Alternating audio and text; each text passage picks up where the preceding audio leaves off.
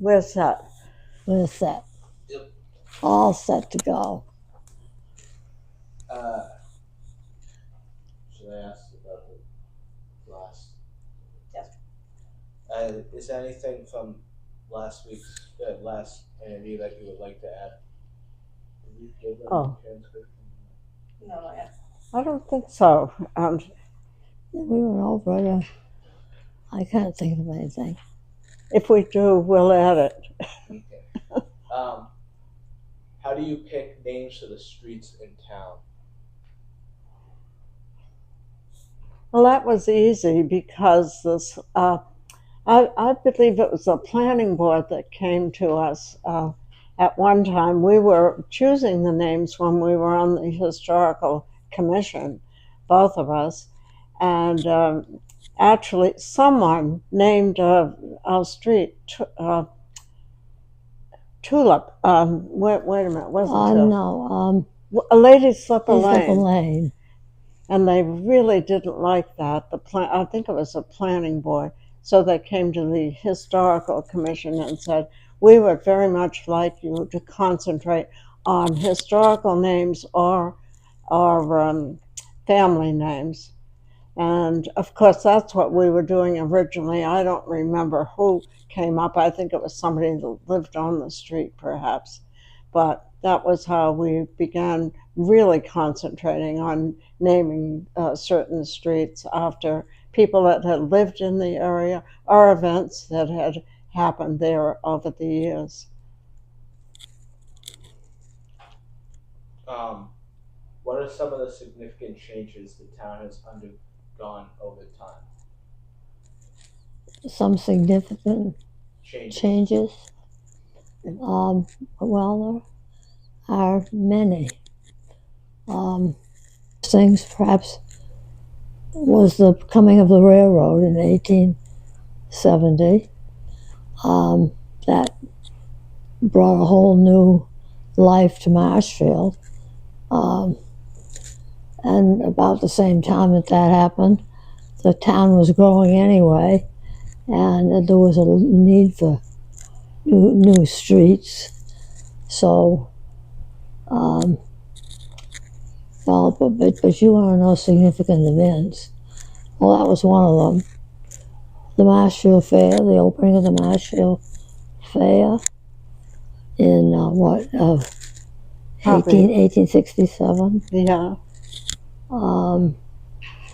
Let me see.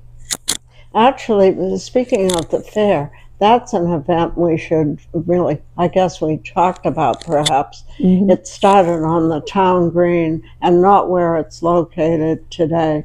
That came along later on, but it was actually Daniel Webster who was really behind the Marshfield Fair. He felt that there should be competition between the various farmers. It was a healthy thing to have a town that was a little bit in competition, one with the other. That was important. And another significant event right off my mind was the coming of the expressway, which touched very little of Marshfield, but most of Duxbury and Scituate. We came very close. That would be the present Route 3. That brought major changes. That's to probably the the town. biggest change that has come to the town. Early in changes. 1965, when they extended the expressway down here. I think one of the other changes actually would have been a storm like the storm of 1898, which changed the mouth of the North River. It closed the present mouth at Wrexham, where the parking lot is today, for the beach. That changed a lot of things because it brought more water to different sections of Marshfield that hadn't been hit by the North River being as close as it did come to certain areas. Actually, and then of course it brought the present mouth between Scituate and Marshfield right between the cliffs there, third cliff and fourth cliff. That would have been a major change because upland, it brought a lot more water to, say, North Marshfield and the shipyards along the river's banks. By that time, of course, the uh, shipbuilding was over, but it did bring more water in. Let me see, other major changes. The fire, of course, the Brant Rock, Ocean Bluff, I should say, Ocean Bluff fire, that brought major changes because at that time the Ocean Bluff area was rezoned. And before that, it was sort of hit or miss. You could build a house practically anywhere, and many people did. There were squatters down there that came to be in an area called Abington Village, which was in the area of Ocean Bluff, but on the flatland uh, between Ocean Bluff and Fieldston on the backland, not the waterfront side, but on the backland. That was sort of a squatter's haven. People would come along and put up a slab side or something like that. I was trying to think of other early changes. I suppose the Civil War brought some change, particularly to the milling in Marshfield, because the mills began to make boxes to ship the shoes down south. That was a major change. I suppose various mills coming into town represented a change to the town in some degree, particularly thinking about what was involved in that type of milling. Can you think of something else major? Well, the building you of mentioned the hurricane. The hurricanes. And you mentioned, the storm of '98. What else might there have been? I suppose the wars that came to Marshfield, in one way or the other, which would be King Philip's War, that changed Marshfield a little bit because it was a war with the Indians. Let me see, as you go along, then of course eventually you had the War of 1812, which probably did not change it because that was basically a war fought on the Atlantic. Major bridges being built in Marshfield, toll bridges, that changed Marshfield a bit. The advent of steam power changed the town because then you could use steam power, and that made a difference to the shipbuilding, which really spelled the end of the need to build schooners. Where were the toll bridges? Pardon me? The toll bridges. Where were the toll bridges? Toll bridges. The toll bridges. Oh, they were at Little's Bridge. Yeah. And Union Bridge. I don't think there was any other bridge. No, I don't think so. No. What did they toll? What was that? Who was paying the tolls for it? How much were the tolls? And for what purpose? Just. Oh, to pay the tollkeeper, I suppose, and to pay for the building of the bridge. I imagine that. Go, or? It's what? Was it a shorter way to go across, or was it the only way to go across? It was the only way to go across. Well, there was the Union Street Bridge. Yeah, I got that one. And the Hills Bridge. There were only two crossings of the river. Yeah.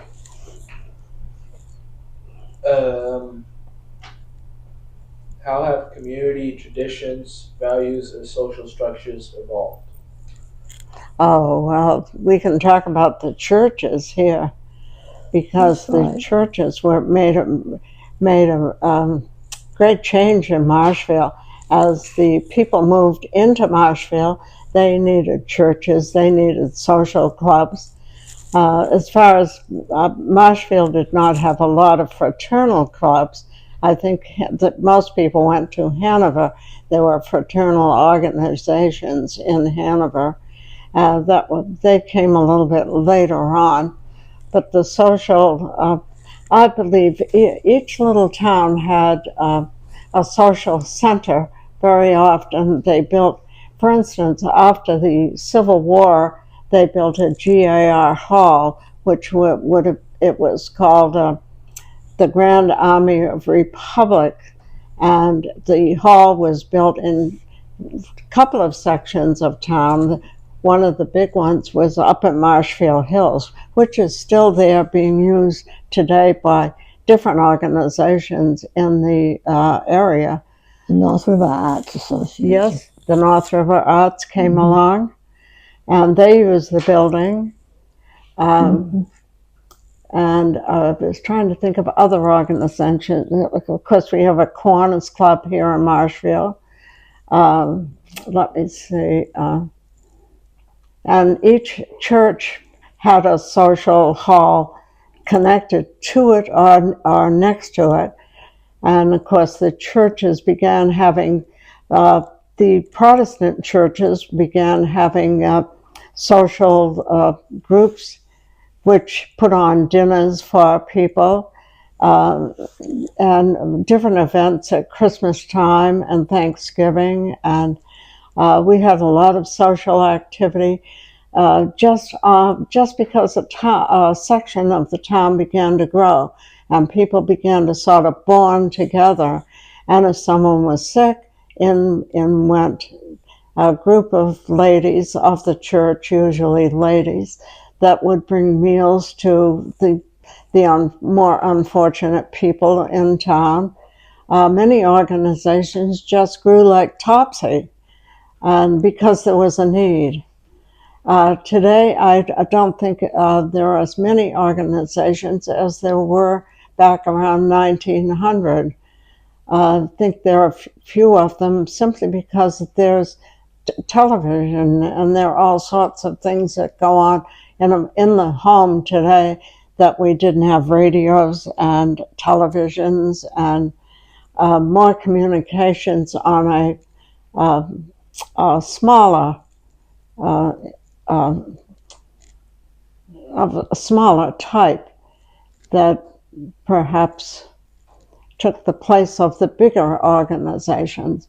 For instance, every town almost always had a band, and there would be band concerts, so people would bond together and do musical events, and the schools today take the place of the community doing it. The schools do it. They have programs, for instance, plays they put on, and various organizations do help the schools in some way. And of course, we have wonderful football, basketball, all sorts of programs that go on for the children in town today. Little League, we have a very intensive Little League here in Marshfield. Scouting came along. I suppose scouting was probably on the turn of the century, wouldn't you say? Well, some of it was before that, a little earlier than that, some of it. Was it in the 1800s? Yeah. Yeah. Various organizations stem from just people within the community bonding together. Mm-hmm. Oh, 4-H. I should mention 4-H. Wonderful 4-H prop. Some members of my family have been very involved with sheep, raising sheep, and they traveled a lot all over the country for 4-H events. it was a learning experience for these young children. We no longer had huge farms in Marshfield. The farms have begun to disappear because of development and all sorts of things that were happening, but it gave the kids, young children, a chance to have some animals, and to forage has been wonderful for young people in the town. Still is. Oh yes, it's still going to this day. Okay.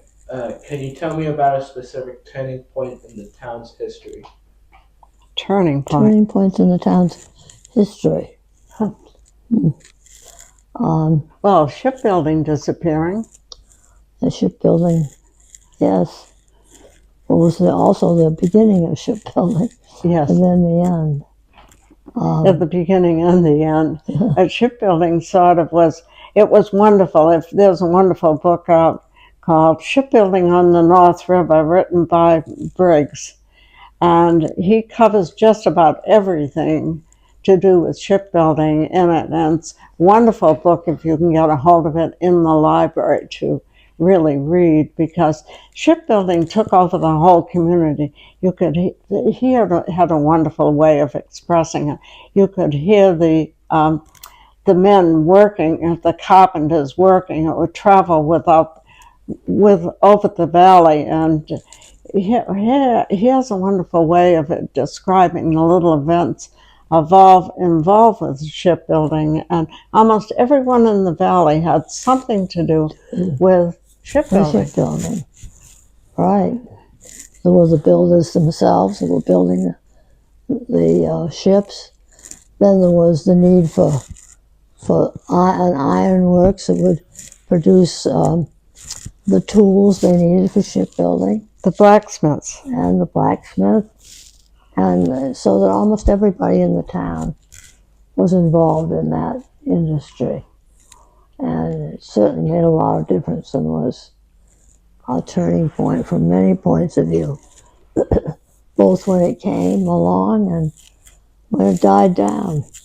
And of course, the cutting of the timber for the ships also meant that pretty soon they had cut so many trees in Marshfield that they were having to carry the lumber from further away. So it meant that the people in Marshfield had to have oxen in order to get the lumber to the shipyards. They were running out of building materials at one point. If you were a resident here, I think that probably most people felt that their time here was probably a difficult time in some ways. I'm sure there are many problems. There must have been problems during the Civil War.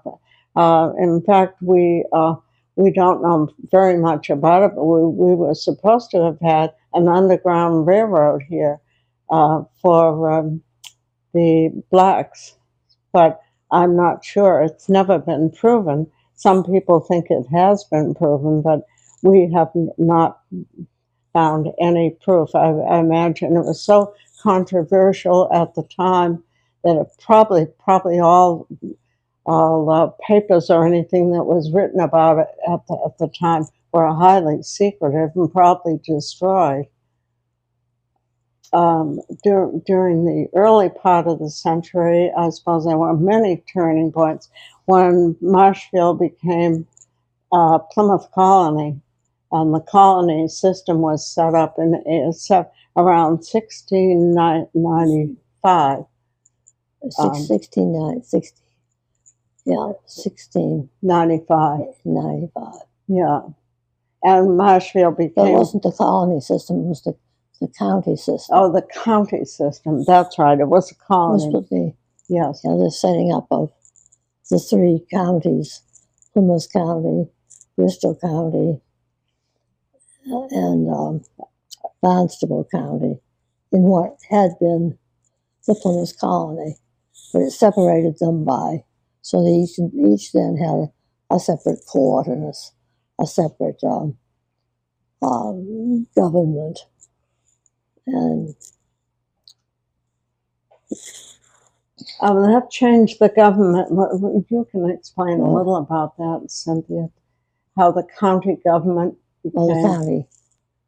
the counties took on the building of roads and the development of the schools and all the governmental questions that were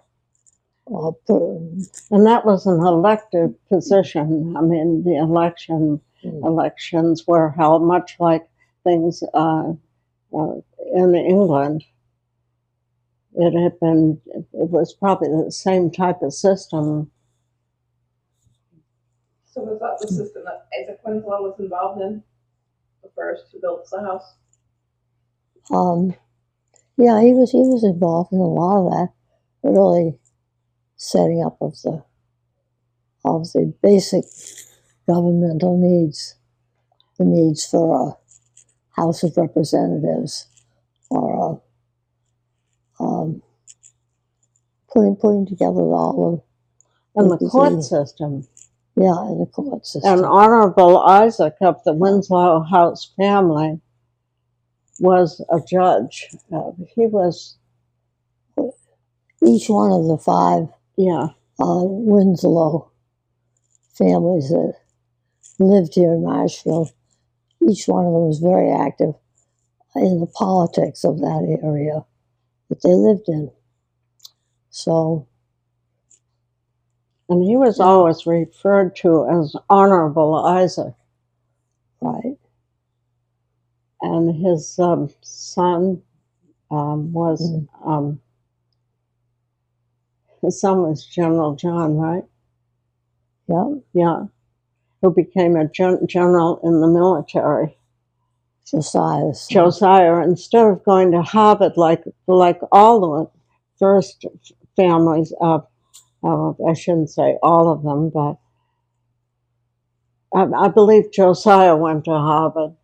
Yes, he did. And his father, and Honorable Isaac, he went to Harvard, and his son did not because he was military and he was trained. I don't know too much about his training, but he was trained to be a military man. He was an excellent horseback rider. That seemed to live on after he did. And of course, the next one down would have been the doctor. And he studied medicine under Charles Stockbridge. And actually, Charles Stockbridge came from Scituate, but he went as an apprentice to Charles Stockbridge. His daughter finally married Honorable Dr. Isaac and lived in Marshfield, built a house. Well, they probably stayed at first in the present mansion house, and after that, he probably he built a house right across, right almost next to, we feel, the little gas station in Green Harbor, which is called Cedar something. The little gas station in Green Harbor, it's called Cedar Crest. Cedar Crest.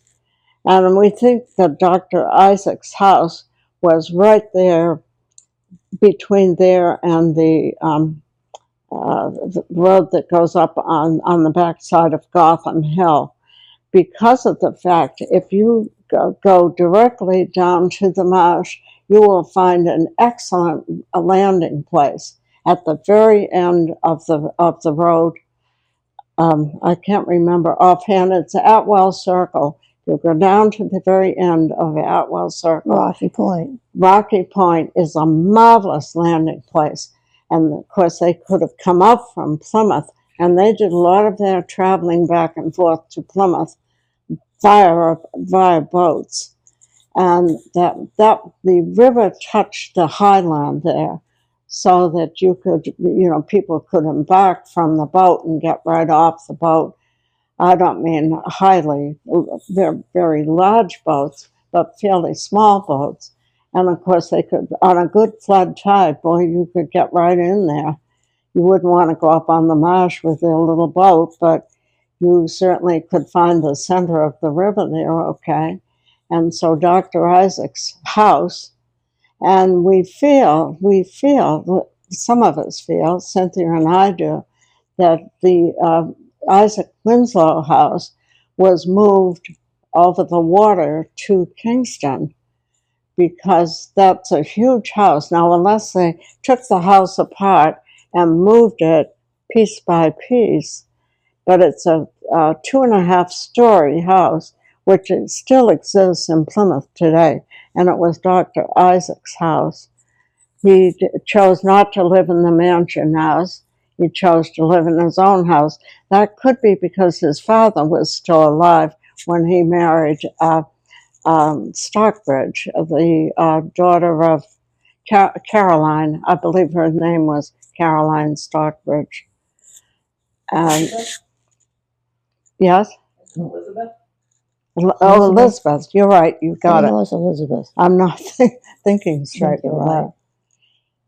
So it was sold, I believe, in 1798, and there's a wonderful record of the sale of that and the moving of the house in the Kingston Historical Society book, which was published by, what was her name, the woman that published it?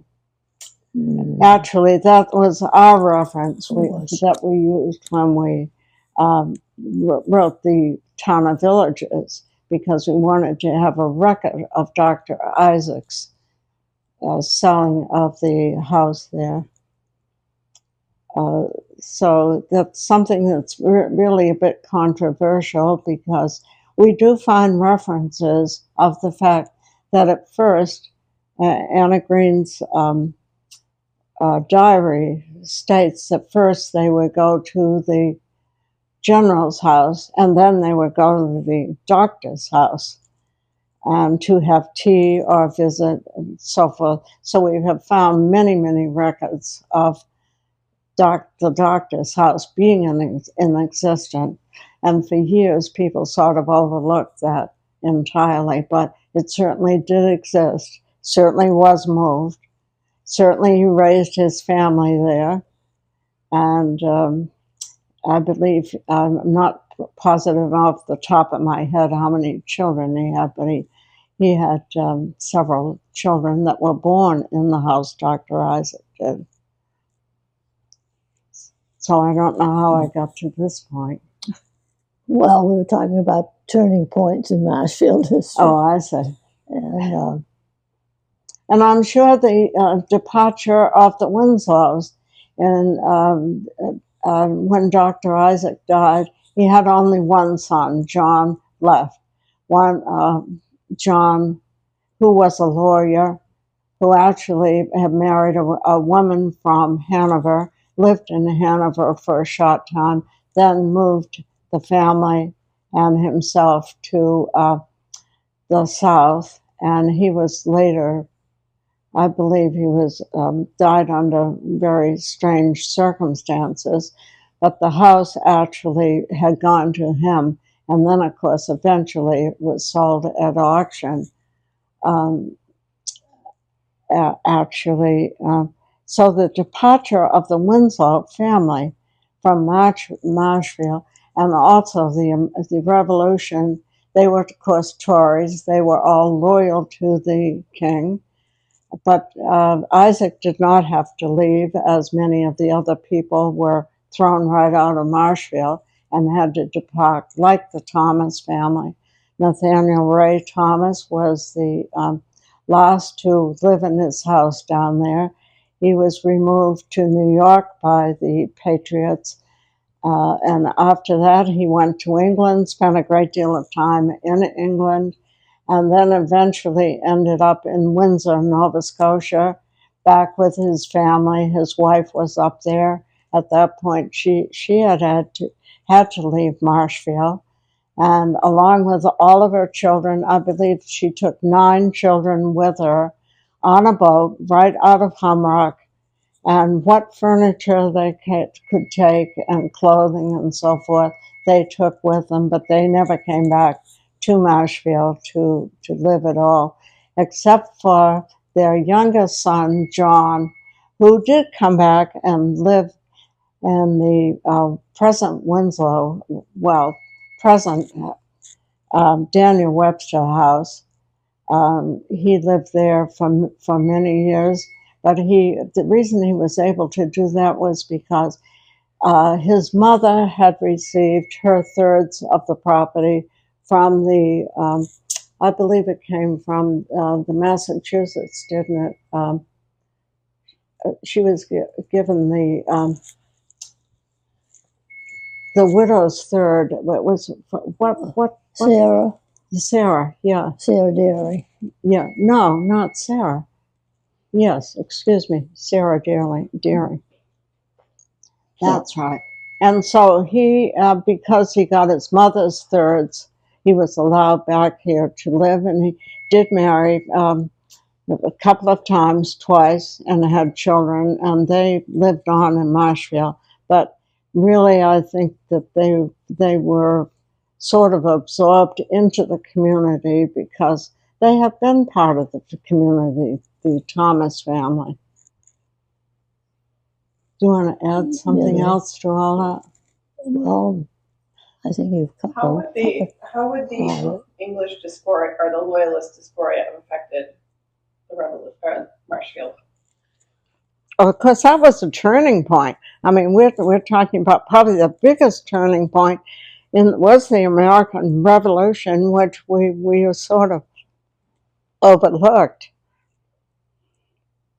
Because how many people in the town would have left to go to Canada? Well, there must have been at least. Well, we came across that the other day, all the families. There is a record of all the families that left. I think there might have been, say, 20 major families in town.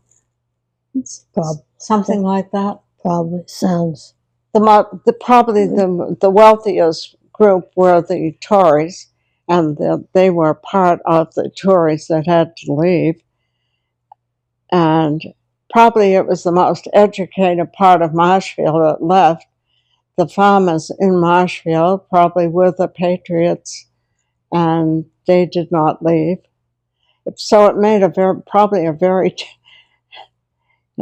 sparse group in the school systems that were, probably the most educated children, although I shouldn't really say that, but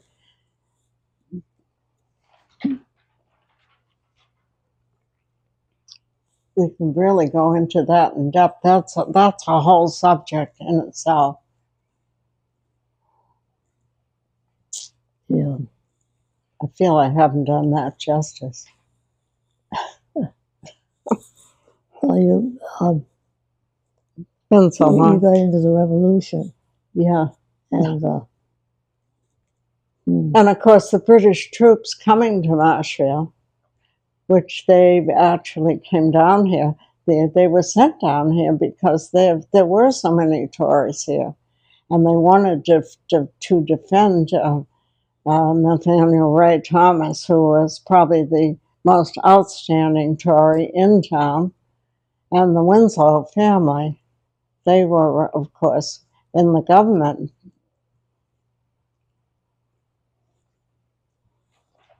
I don't know whether that got that question or not.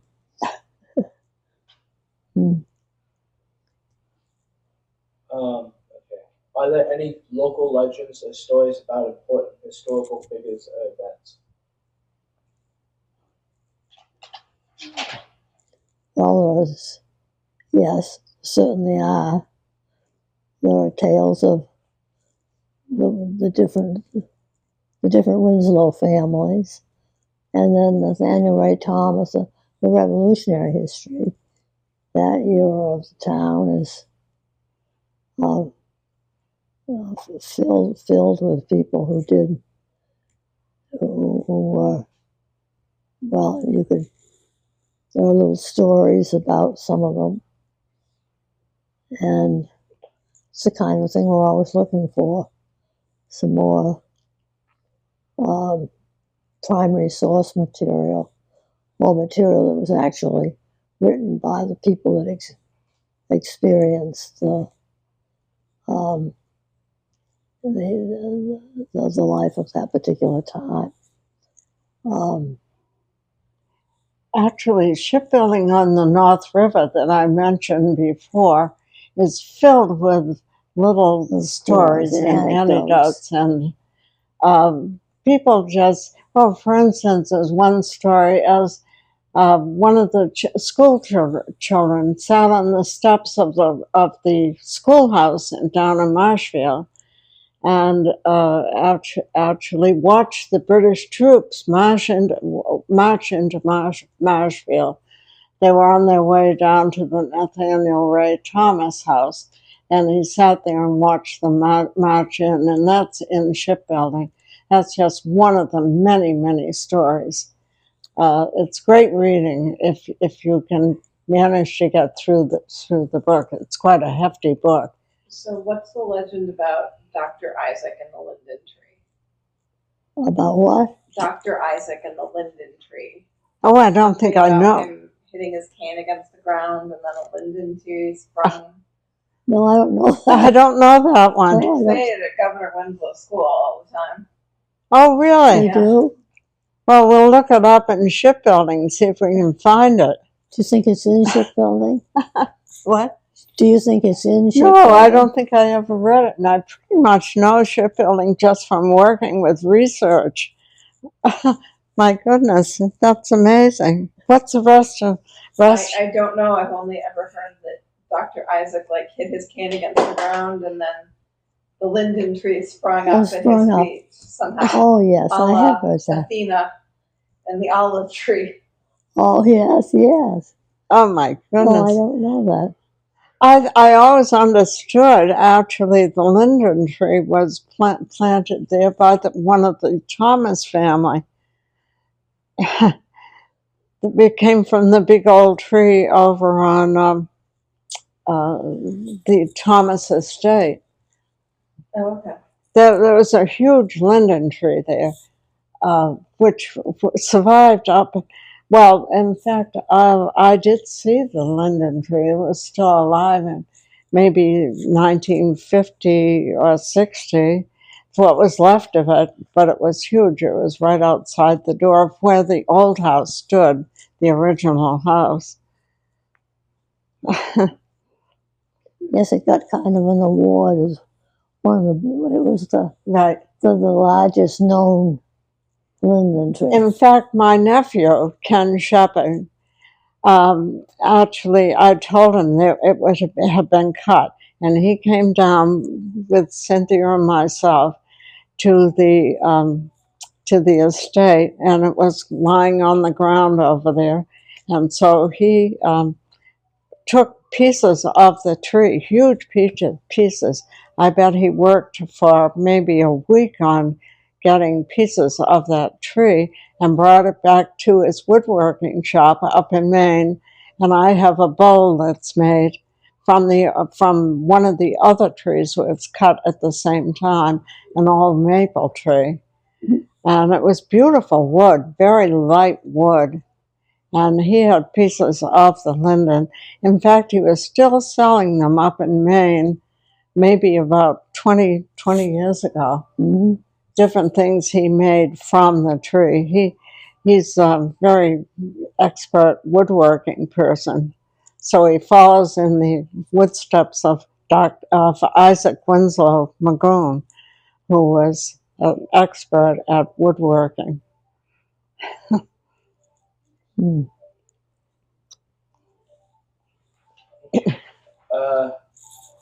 How have past decisions or actions affected future choices and outcomes for the town? I didn't.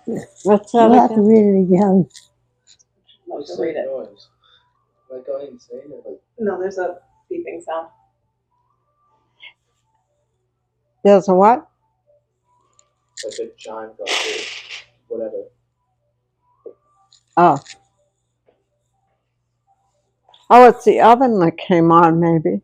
Oh yeah, I think the oven is going to come on.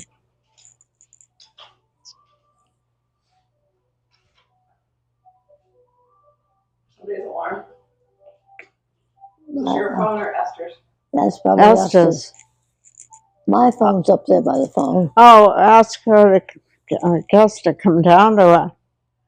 Oh, she's left something on. Oh, I bet it's her alarm Or else it's one of that her. wakes her up. Either that, yes. Or it's also directions for the oven is coming on. And see, I didn't pick it up with my ears. yeah. Everything travels up there.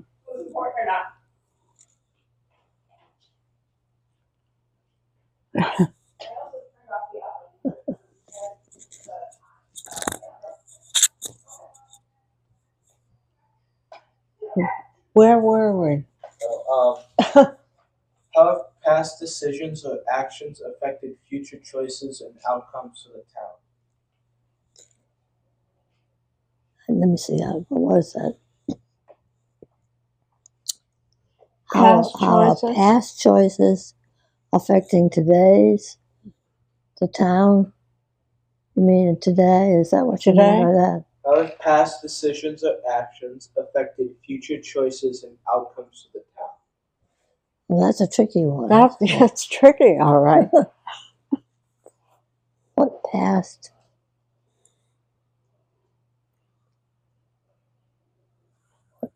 activities would affect it?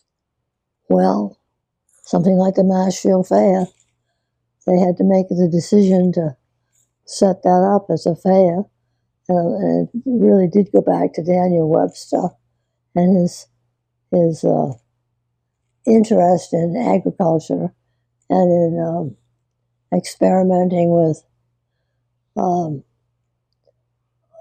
all kinds of things. It wasn't just one thing that he got into, but his interest in it certainly produced the fair we know of today, or helped to found it. And, so different today. Actually, there are all kinds of Ferris wheels, all kinds of.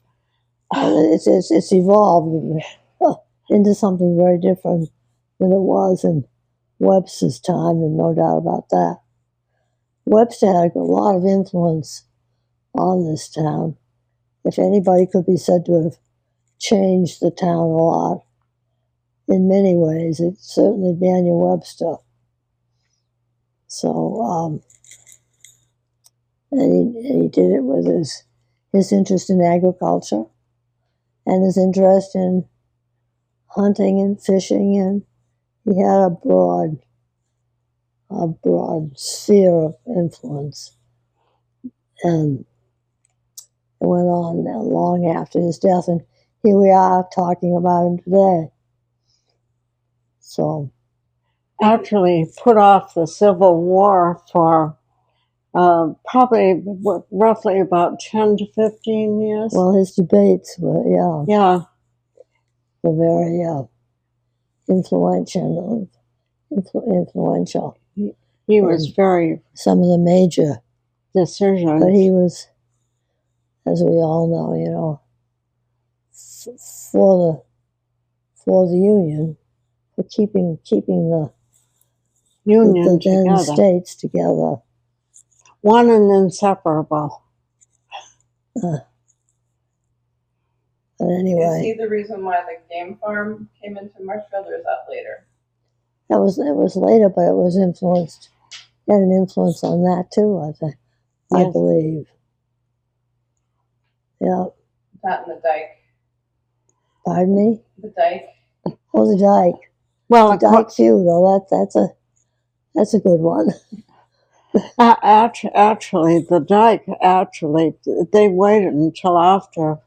A long time after Webster died, because Webster he would not have wanted the dike in there because all that farmland he had down there. Because the farmland. Yeah. All right. Okay. 2 more questions. What lessons can be learned from the town's history? Ah, well, I guess many lessons could be learned from it, but well, actually, the history of Marshfield is just a microscopic history of the country. I mean, it's just a little.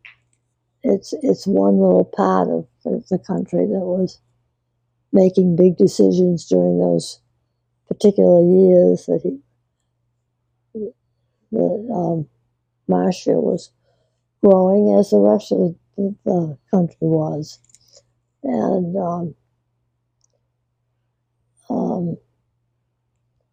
that's an interesting question. You could write a whole book about that. They probably could. But anyway, it's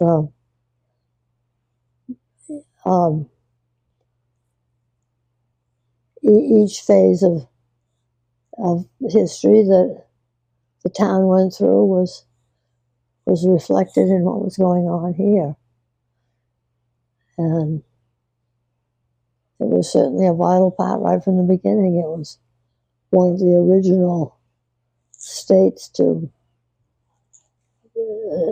be a part of the growing community here, and I would say that what was happening to the country was happening to Marshfield. So, since it was founded as one of the earliest towns founded in our country, it experienced, or the people living here experienced everything that was going on the larger picture of America.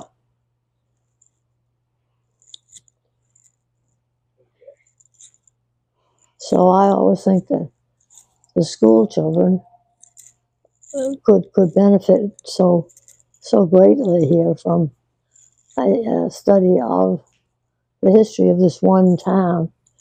It's got its founding history and its growth of industry history and its shipbuilding history, and then it moved up along to, and it became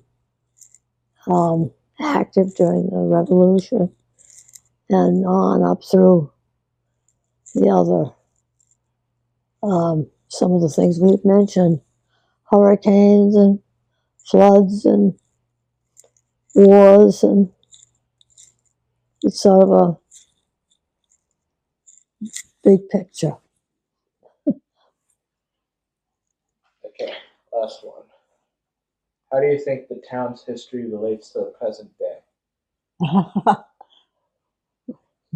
The town should. How do you think the town's history relates to the present day? Relates to the present day. How do you think the Well, town? there again, it's part of the larger picture of what goes on in this country. I think Cynthia really just answered that question in the last question. I think she answered it.